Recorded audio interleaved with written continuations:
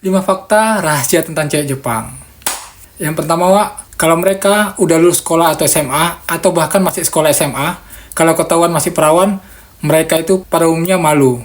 Alasannya kenapa? Karena pemikirannya mereka nggak menarik, jadi otomatis nggak ada yang ngejar atau nggak ada yang deketin. Kalau nggak ada yang deketin, ya kalian tahu sendiri gimana gaya pacaran di Jepang.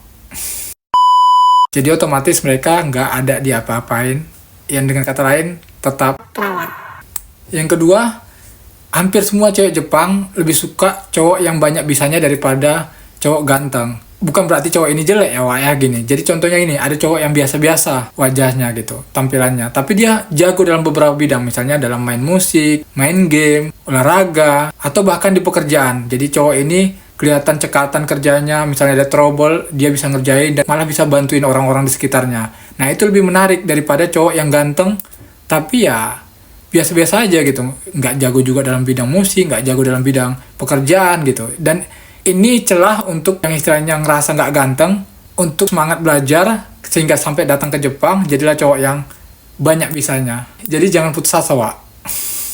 Yang ketiga, jadi Wak, sebagian dari kalian mungkin udah tahu gaya pacaran di Jepang. Jadi di Jepang itu, kalau udah pacaran, hal biasa itu ML. Jadi walaupun bebas seks di sini, tapi ada aturan-aturan yang harus dilaksanakan. Contohnya memakai kondom.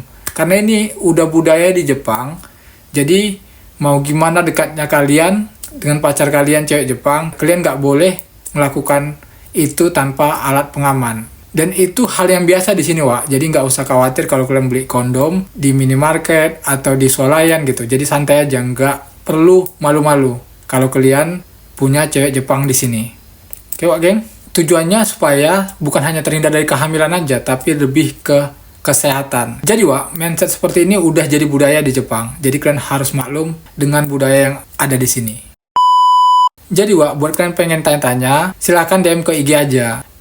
@ari9262_. Jangan DM ke TikTok. Oke, Wak, geng? Yang keempat, disupirin sama cewek Jepang.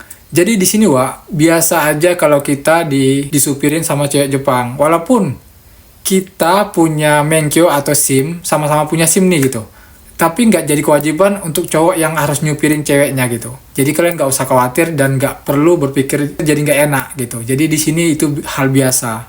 Dan juga nggak perlu antar jemput cewek kita gitu.